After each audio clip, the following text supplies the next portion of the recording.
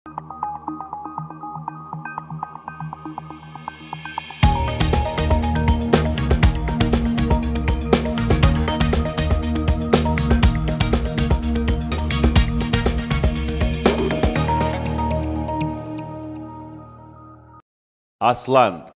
муҳоҷирати одамон махсусан аз мамлакатҳои осиё ба кишварҳои тараққикарда воқеиятест ки бартари як шароитро нисбат ба як шароити дигар барои мову шумо возеҳ месозад. ба ин мазмун мо саволҳо омада кардем. чаро ҷавонон мераванд? ҷавонон куҷо мераванд ва ба чӣ хотир мераванд? ба ин суолҳо дар нахуст барномаи рости гап посух пайдо мекунем. ток-шоу таҳти унвони рости гап аз тарафи азия плюс пешкаши шумо мегардад. дуруд мегӯям бар шумо.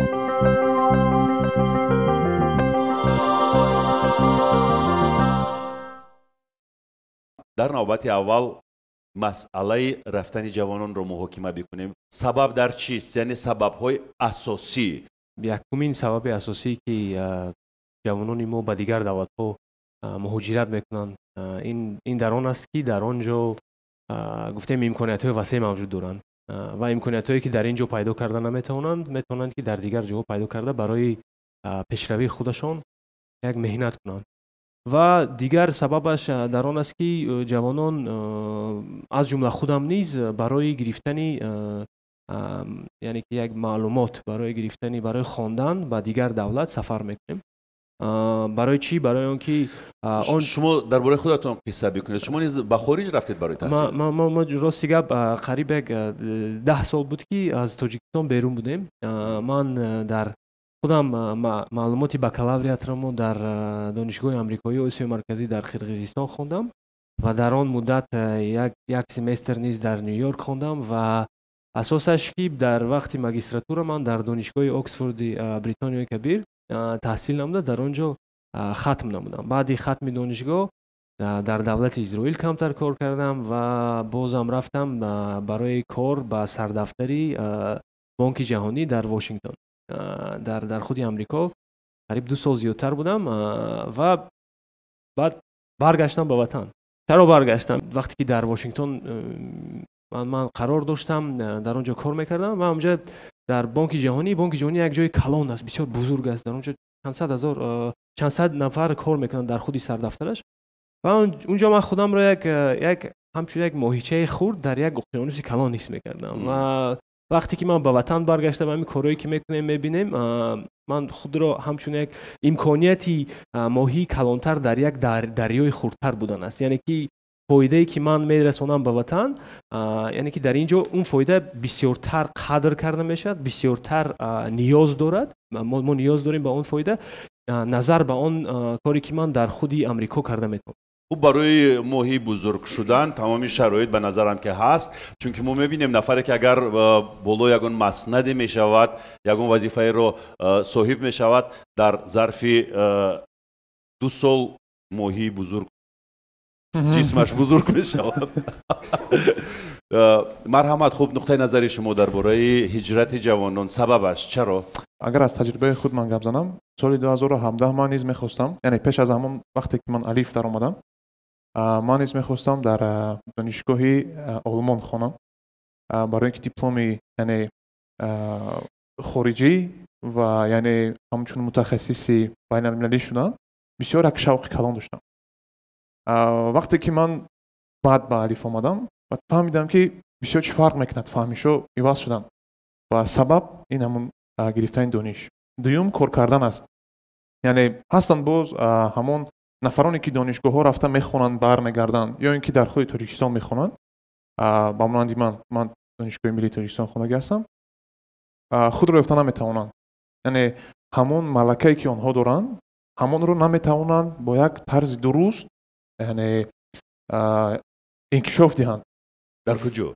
дар Тоҷикистон, яъне дар ҳамон корхонаҳое ки мумкин онҳо намедонанд ки ҳамин корхонаҳо вуҷуд дорад ки ман дар ин камтар баъд гап мезанам. баъдан боз бармегарданд ба давлатҳои хориҷа.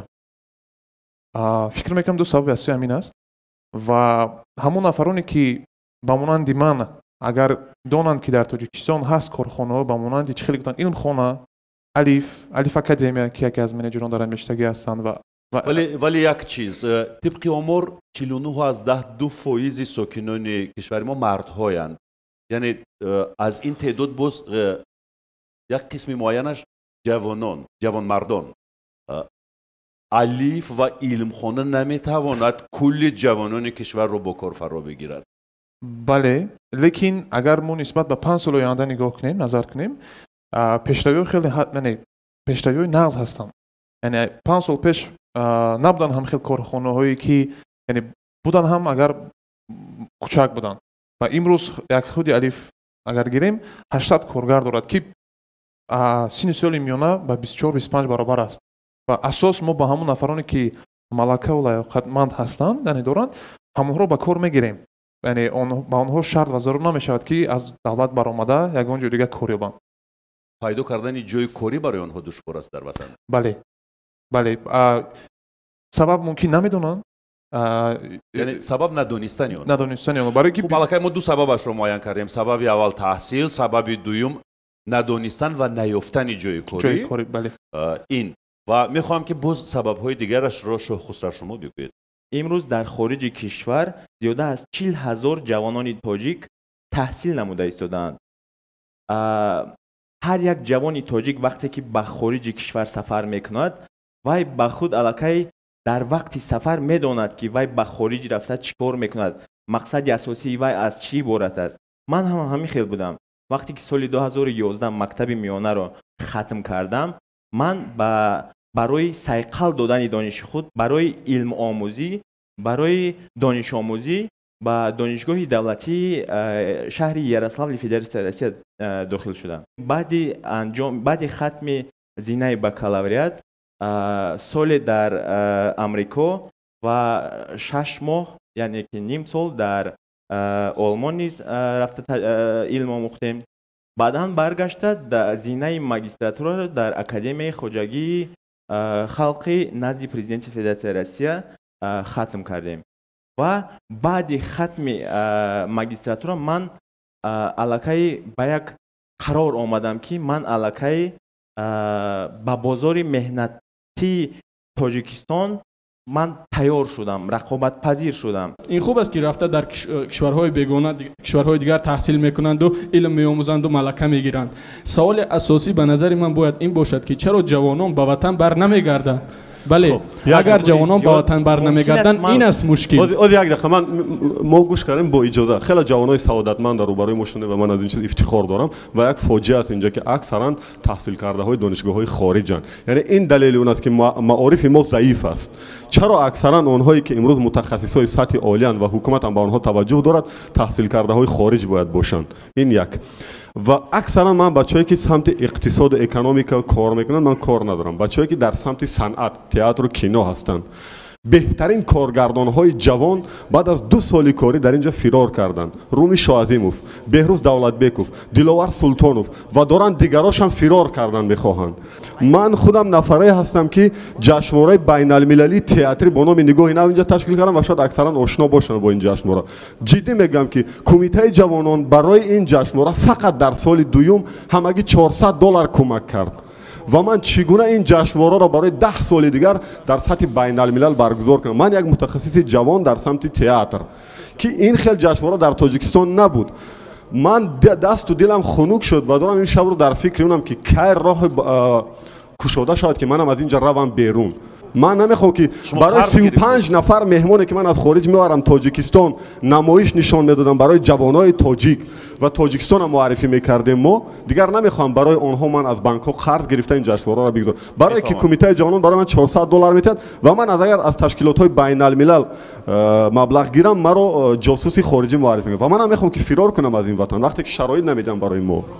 мо имрӯз бубинем пушти сафорати Русия дар барномаҳое ки ҳиҷрат мекунанд садҳо нафар аст ва аксари онҳо ҷавонон аст. ин як фоҷиа аст барои هم دولت و هم ملت ما که اکثر از بله ما ولی ببینیم ما امروز در در گرین اطراف کارت کورت سبز الوهیده صحبت داریم بله و یعنی سبب اساسی این است که در کشور آنها ظرفیت عملی گردانیدن ایده های خود را نمیبینند، حداقل ظرفیت زندگی بهبود زندگی خود را نمیبینند و به همین خاطر محض به همین خاطر از تاجیکستان میروند و خیلی دردآور این است که آنها به تاجیکستان بر نمیگردند. من پسر یک معلمه زبان انگلیسی و من توانستم خیلی که گفتید با دانش خودم داخل شده با شهر یروسلام فدراسیون روسیه روم تحصیل کنم و همزمان با دانش خودم کورس های بازآموزی رو در امریکا در آلمان بازآموزم و برگشته با دانش خودم باز در ماجستراتورای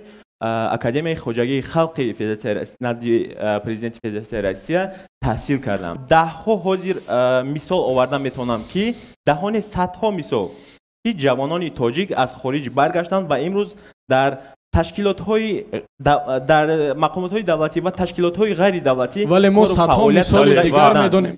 چقدر معاش میگیرید؟ معاش من 1,500 سومون است. برای زندگی در پایتخت کشور شهر دوشنبه بسندگی میکنند مگر این؟ 1,500 سومون. همسری من هم کار میکند. همسری من هم 1,500 میگیرد. 3,000 به فکر من بسنده است. اگر ما در کشور 3 میلیون جوان داشته باشیم 3 میلیون مثال در کار است برای من.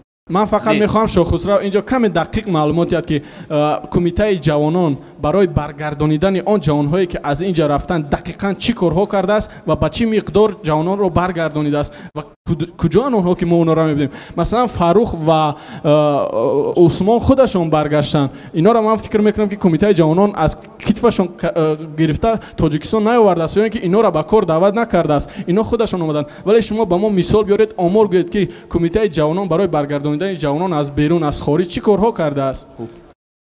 از سال 2014 در نزد کمیته محفل جوانانی در خارج کشور تحصیل داشته فعالیت نموده ایستاده است که 3 وظیفه اساسی دارد. یکم متحد نمودن جوانان تاجیک در خارج کشور تحصیل داشته. دوم دستگیری آنها در بود و باشی آنها هنگام تحصیل و سوم معرفی ایمیج تاجیکستان، فرهنگ تاجیکستان در بین دیگر دولت ها. آگاهی دارید از این محفل؟ من ندارم. شما چی؟ نه من دارم. کی از بین اشتراکچیان آگاهی دارد راجع به این؟ بخشش شما چیزهایی میگوید که در اصل آنها نمیدونند. شما در کجا تحصیل من کردید؟ دانشگاه ملی تاجیکستان. تشکر ایجاد. شما یک نفر من. هم خیل؟ بله. من حاضر میتونم زنگ زنم حداقل 20 نفر رو زنگ زنم که اعضای محفل جوانانی در خارج کشور تحصیل داشته هستند و امروز برگشتند به تاجیکستان کار و فعالیت نموده ایستادند. میخواهید من زنگ زنم؟ یک کس رو با خودتون می آوردید که وای برای ما مثلا میگفت که چطور است این توسط استیپندیای درخشندگان جوانان با استعداد تاجیکستان امروز رفته در خارج کشور از حساب بودجه دولت از حساب فوند پرزیدنت تحصیل نموده ایستادند در رشته‌های گوناگون ساحه‌های گوناگون استیپندیاهای پرزیدنتی درخشندگان همچنین شرطنامه‌های بین حکومتی که تاجیکستان با دولت‌های خارج دارد با دیگر دولت‌ها از آن جمله با فدراسیون روسیه با جمهوری قزاقستان با جمهوری اوکراین با بلاروسیا با پولشا با سربیا با آلمان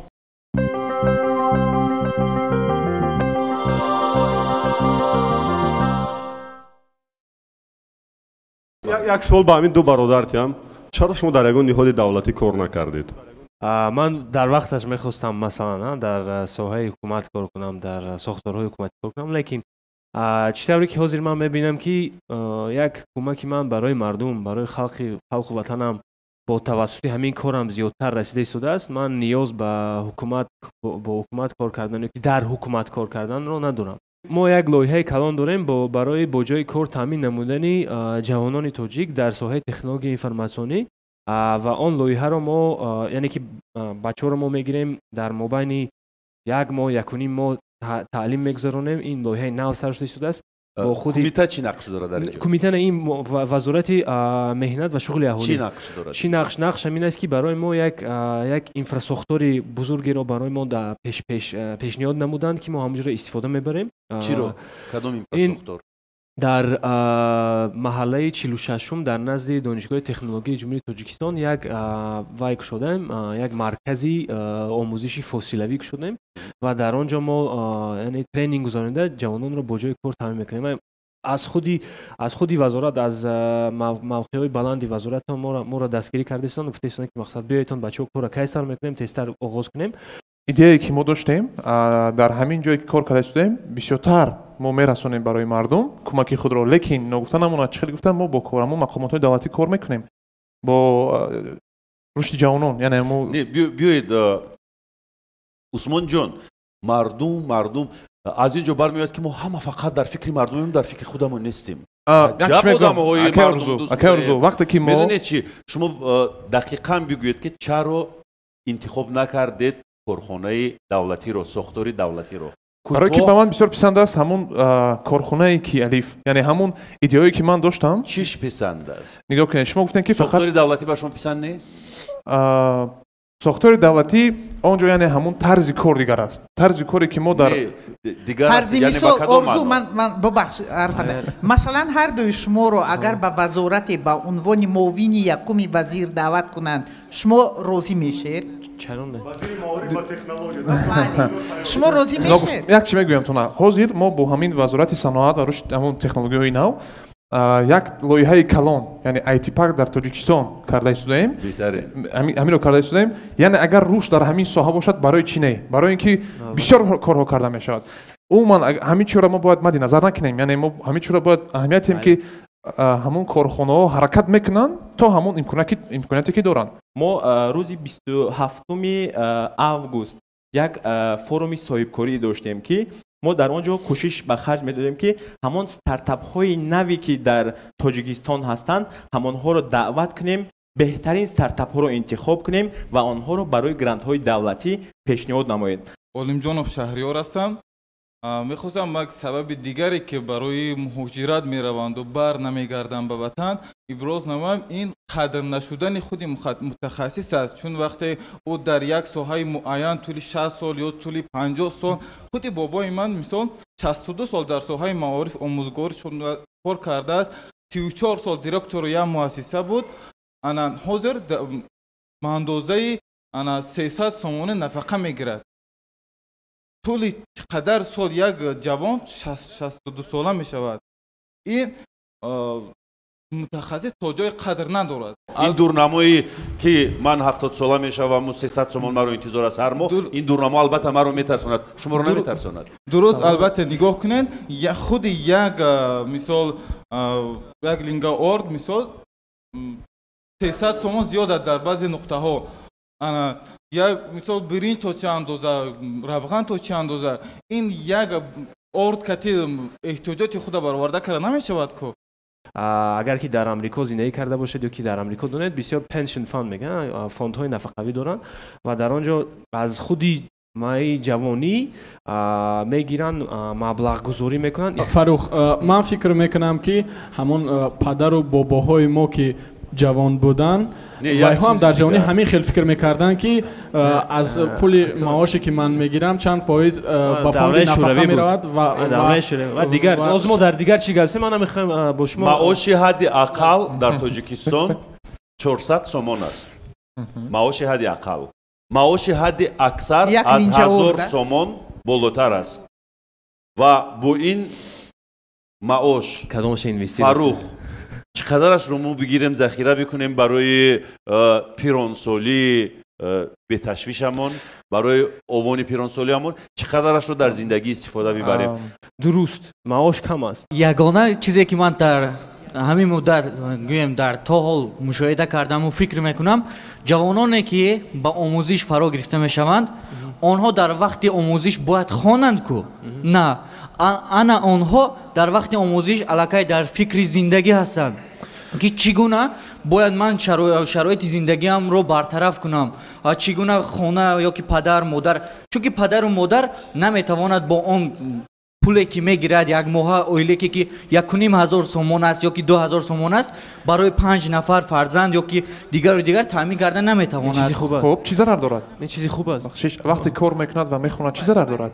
چیزی بهتری ягона барои оне ки мо олим тарбия кунем шароити хондан аввалин дараҷа баъд дар фикри кор назанад бояд. بیا من جواب میتیم در تجربه شخصی خودم وقتی که من کورس یک میخوندم من هم میخوندم هم جو میگفتم برای رشد کردن هم ملکهای خود یعنی این خیلی نیست که مثال من باید چینم دولت همه چی رو برای من کند برای چیش ما فکر نمیکنیم شما فکری من را خطا فهمیدید من نگفتم که کارهای از درش میگم بخشش آنها با کارهای سیاه دست میزنند مثلا میروان عروبکشی میکنن در وقتی خوندن دیگر و دیگر جوی عیب نیست بچه یگان جوی عیب نیست با این فکرت راضی نیستم برای چی؟ برای اون که در تمام کشورهای جهان اون دانشجویایی که تحصیل میکنند بجز از تحصیل حتما برای خودشون کار خوب پیدا میکنند. تشکر زیاد معلمای عزیز من از تجربه خودم میگویم بخشش یک دقیقه من یکی از همون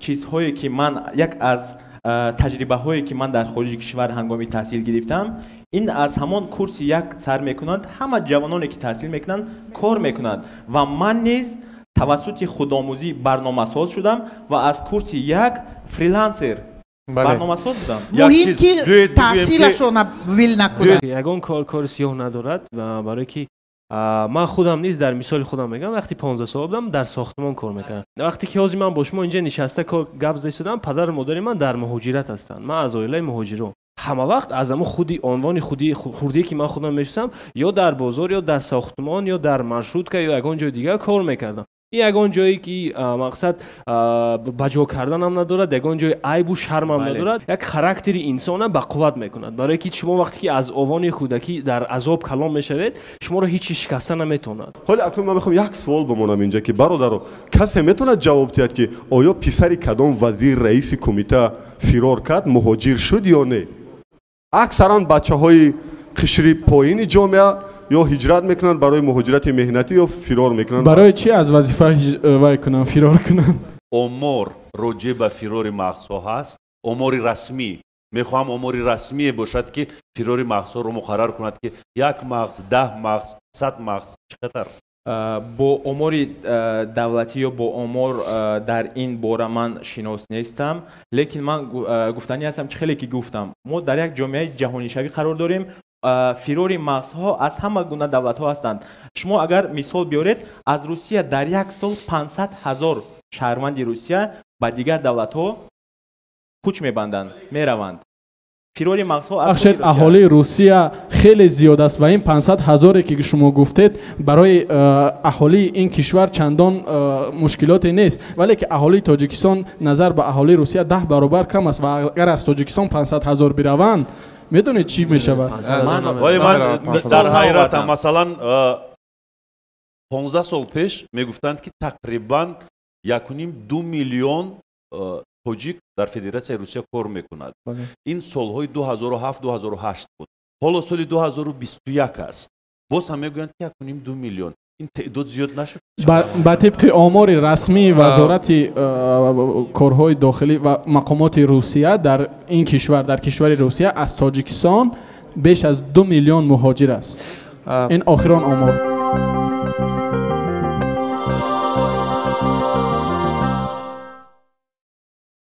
هراس از خدمت حربی آیا میتواند یکی از سبب‌های هجرت جوانان شود؟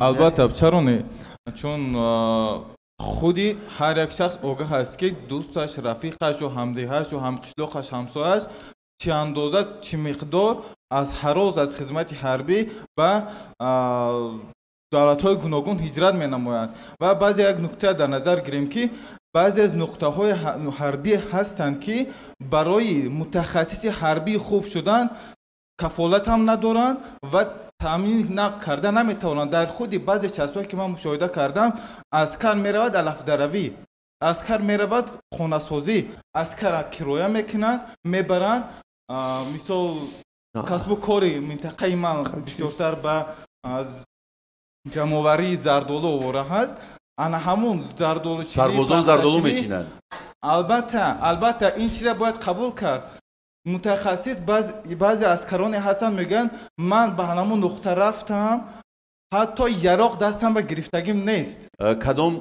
جوانان بیشتر خواهش ترک کردن وطن را دارند با عنوان برای همیشگی یا با عنوان مهاجرت به هر نوع اگر اجازه دید میخواستم کمتر گفتم ما از موضوع کمتر دور رفتیم کمتر نه بسیار دور رفتیم من میخوام به اون سوالی که عبدالله در اینجا سوال دادن مقصد فراری مغزی فراری مغزی این یک مفهومی است که نه تنها در خود تاجیکستان است یعنی گفتیم تمام امریکا در اساس فراری مغزی ساخته شده است این چیز از دولت هایی که نو سر به رواج و رونق زده ایستادن از همین دولت ها میتونن بسیار نفران با دیگر دولت ها میرن این یک یک تندنسی که ساده است تندنسی که به همه فهمه یگان جای شما است که امریکا رو مغزهای فرار کرده ساختن البته درست و احسن به کشوری که این مغزها رو جلب میکنه ولی اون کشوری که اون رو از دست میده در امریکا زندگی نمیکنیم متاسفانه من گفتم که خوشبختانه کدام جوانان مایلند به رفتن به فرار کردن با فکر من که همون جوانانی که مقصد در اینجا گفتیم همان جوانایی که در دیگر جو امکانیت زیادتری خود رو یک عملی کردن رو پیدا میکنن همونا بسیارتر حرکت میکنن میرون این یگان جایی گفتیم مشکلی ندارد این جرم نیست انتخابی آزاد است ولی ما باید فکر کنیم یا دقیق‌تر دولت شما کمیته جوانان وزارت مهنت مهاجرت و شغل اهالی مالیه معارف اینا باید فکر کنن دولت تاجیکستان باید جهد کند که مغزها یعنی اون جهد کند برای اونها شرایط فراهم کند که اونها برگردند تلاش به دست آوردن کارت سبز نیز یک نوع راهرو برای فرار مغزها نیست نه این یک از سبب یک افسانه آمریکایی است همه فکر میکنن که امریکا افسانه است میره اونجا تو یک خانه منتظر است یک ماشین منتظر است و کار منتظر است نکیم بسیاری نمیدونن که اونجا میرین زبان انگلیسی نمیدونی همخانه ما بودن آدمایی بودن که مقصد در چند جا کار میکنن برای یک معاشی خود رو کار کردن این یگان کس شما رو در اونجا منتظر نیست شما باید همیشه دونید بله مثلا اگر متخصصا گیریم متخصص من با فکرم بسیاری از خودش رو میابد در دولتش من بسیاری نفر بودن که علاقه صنف 10 یا 11 بودن عموما نمیخوندن و علاقه فکر داشتن که 11 تمام میکنن چیپتا میگیرن برای روسیه میروند وقتی که من با اونها صحبت نکردم که مقصد خوندن در کار برای که من از یک مکتب به دیگر مکتب رفتم و برمیگشتم با هم صفای پیشتر گپ میزدن فهمش اون من دیگر بود وقتی من خوندم میگفتم نمیگفتن قین است دشوار است و اگر همین فردها مثلا همین نفرها خودشون حرکت نکنن من فکر میکنم به هیچ کار یاردم نمیکنم من متاسفانه دیدم که قیمتترین کادرهای جوان سینما و تئاتر مثالش زدم با میتونم بزنم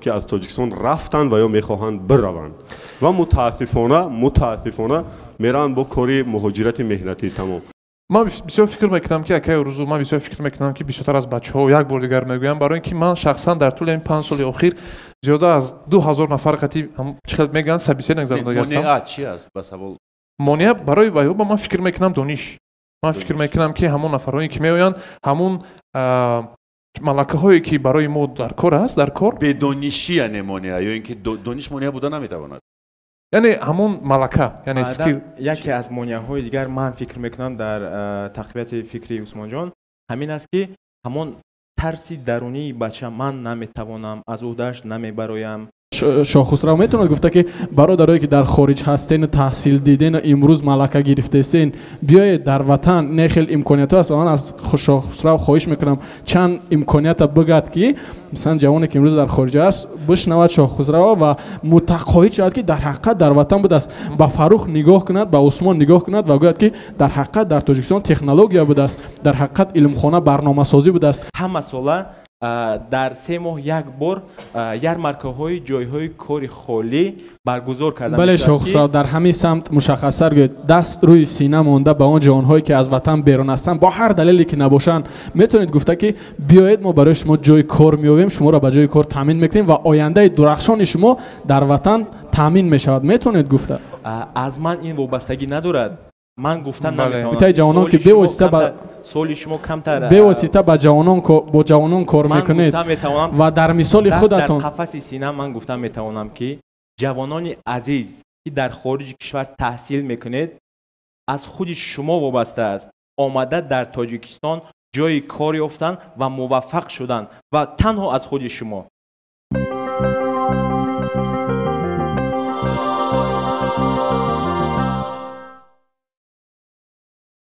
پاندемия исбот кард ки вазъият чӣ гуна аст, чунки ҳангоми пандемия теъдоди зиёди ҷавонони коромад дар тоҷикистон монданд, ҳудуди 1 сол 1.5 сол монданд ва чун ҷодаҳои ҳавоӣ кушода шуд, дарҳол издиҳоми зиёди ҷавонон барои ба даст овардани чипта ва рафтан аз тоҷикистон ҳамин воқеиятро пеши мо возеҳ мекунад, ки ҷавонон коромаданд. яъне чаро дар русия онҳо коромаданд? شما میگویید که این از خود همون جوانان وابسته است که خواهش داشته باشند. چرا در روسیه آنها خواهش دارند کار پیدا کرده میتونند، پیش برده میتونند زندگی خود را، ولی در اینجا نتوانستند؟ امکاناتی اگر با فکر من که باز هم ما با یک بار دیگر با همون اصطلاح فراری مغزی رو در اینجا به خاطر ما بیاریم. برای چی در روسیه اونجا کار هست؟ برای آنکه روسیه یک مملکتی کلان است. در اونجا گفتیم اگر در ما 200 مثلا کلان بودن مملکت چی دخل دارد با این بازار مثلا ویلیکا بریتانیا یک مملکت کوچک است، بازاری کلان است، حجم مملکت، حجم جغرافی مملکت، حجم اهالیش میگم بازاری کوری. یعنی شما انا این علاقه فکری روشن است. بازاری کوری یعنی کشور ما کاهش دارد. بازاری کوری کشور ما یک قناعت کرده نمیتواند همه آدمانی بودگی رو. لیکن شما کمتر فکر منو به فکر من نمیخوام که فکر خودم من درست فهمونم. بازاری کوری روسیه این کلان است. میتواند که اگر در ما 200 ساختمانچی در کار باشد، در روسیه 20,000 ممکن ساختمانچی در کار باشد. از همین سبب همه اون ساختمانچی‌ها که میخوان در اینجا کار کنند، در اینجا کار یافته نمیتونن ممکن. یعنی اگر ساده کرده بگویم جای کوری نیست. جای کوری کم است. مرحمت الف تکنولوژیا هست. میتواند چی ایده دارید مرحمت بیایید کار میکنیم، سامانه ها میسازیم. حاضر خود الف تکنولوژیا همه سامانه‌ای که بیرون از دولت هست ما گرفته همین مثال لایه ها رو درست کرده داده ایستادیم. در بازار داخلی نیست. اما همون نفرانی که با ما کار میکنن، همون نفرها هم میخونند هم کار میکنن. ما با آنها شرایط فراهم کردگی هستیم که همین نفرها خودشون آزاد کنند و هر یک تایم اونها وقتی ما علاوه در چشم میبینیم چه همونها حرکت میکنن، ما هم با آنها همون شرایط رو میتیم. لیکن هست نفرایی که میآیند، یعنی حاضر مثلا فرض کنیم استاژور کانسولتانت یا که فرض کنیم مشاور، یعنی همون خواهش‌های و چی میگن رئیسانه دارد، یعنی میخواد در سن 20 سالگی همین اومد حتما او را در یک راهبری کننده مونیم، یک معاش یتم خوب تیم. لیکن این نمیشود، از حرکت وابستگی است. و یک چیز دیگر، الف تکنولوژیا نمیتواند همه رو بکار. اما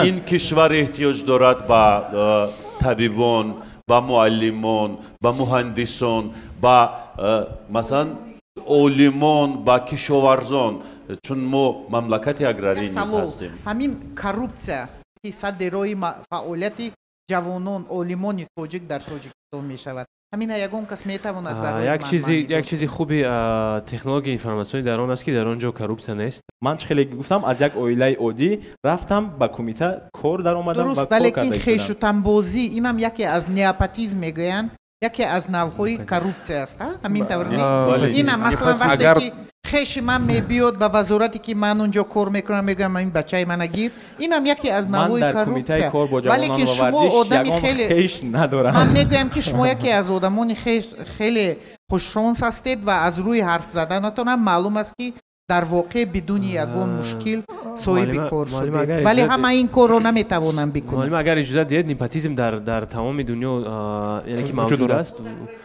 اکنون این یک چیزی است که یگان مخصوصا برای تاجیکستان نیست. همون چیزی که شما کروپسیا میگید نامش دیگر است در دیگر دولت. اگر امکانات من فکر فرخ نه، من یک چیز دوست نمیدارم. 20 سال فعالیت خبرنگاری هم دوست نمیداشتم. وقتی با یک کس سوال میتی که شرایط در تاجیکستان میگید مثلا با کشوری همسایه، من مثلا اگر همسایه هم دوست باشد نگویم که منم باید دوست شوم. نه، ما باید فقط کشور خودمون بررسی کنیم. نگویم که افغانستان زندگیش بد است، ما هم باید حاضر ما مسئله امکانات ها گپ زدیم. ما گفته استودیم که مثلا همچون تشکیلات خصوصی چی پیشنهاد کرده استودیم. ما نمیتونیم که استحصالات رو همچون یک محرک پیشروی اقتصادی خود انتخاب نماییم، برای که استحصالات خطای همه جا رو گرفتگی است. ما با خطای نمیتونیم در حیاتمان حاضر در این آینده 50 سال نزدیک با خطای مقصد محاربه کنیم با اون. لیکن ما با چی در کدام ساحه ما میتونیم که با تمام دنیا محاربه کنیم؟ یکی رقابت کنیم، محاربه بخشش رقابت کنیم و درباره خودمون یک نام خودمون رو برانیم. این همین ساحه تکنولوژی اینفورماسیون است که این ذهنی است، مهنت ذهنی. ما میتونیم همین چیز رو اکسپورت کنیم. بعد همون ما چقدر که عثمان جان میگه، چقدر که منم گفتم در ساحه تکنولوژی اطلاعاتی یک امکانیت بسیار بسیار وسیع موجود است. اگر در سامانه‌های خارجی هم در آمده نگاه کنید، صدها هزار جایهای کاری خالی هستند. نه خارجی هم مونه، هر روز نمیشود یگان روزی که در بالای سرم گفتی ببینم در پیش سینه دستم مونده میگم، یک هفته 2 بار 3 بار گفتی گپا یک 2 بار 3 بار به ما زنگ میزنن از همین شرکت‌های محلی، میپرسن که فاروق یگان برنامه‌ساز داری، یگان دیزاینر داری، این داری وای داری، لیکن ما بسیار بسیار مجبور هستیم که بگیم که نه نداریم. و معاشی که برنامه‌ساز میگید از اون معاشی که شما گفتید مثلا در ساختمان یا که در دیگر جاها کار میکنن یک سر و گردن بالاتر است. برای همون هم ما اگر در ساحه در بابت امکانیت ها گپ زنیم، با فکر من فوکوس اساسی ما این باید که تکنولوژی اینفورماسیونی باشد. افضلیت تکنولوژی در آن است که اگر ما یک برنامه نصیب باشد، اگر با گفتیم با مقامات های دولتی یک جایه، اگر یک برنامه دولتی کلان اگر ما تشکیل کنیم، ما میتونیم که تمام دیگر هم قشر هم محل‌های دوردست سر کرده تمام تاجیکستان فراگیر باشیم. خوب است که ما درباره خوف و خطر ساختن کریر حرف میزنیم. خوب است که ما درباره مشکلات حیات جوانان حرف میزنیم. خوب است که ما درباره کمبودی‌های خود حرف میزنیم. این خوب است. درباره نپاتیزم حرف میزنیم. بعد دست اگر حرف نزنیم، زیرا حرف زدن ما زینه به زینه ما رو به مقصد نزدیک میکند. خاموش بودن ما رو در ورطه این پرابلم میتواند ابدا نگه بدارد. یعنی حرف میزنیم، این خوب است. احسن بر شماها که امروز جسارت حرف زدن رو در این موضوع بسیار مهم پیدا کردید و حرف زدید. این یک.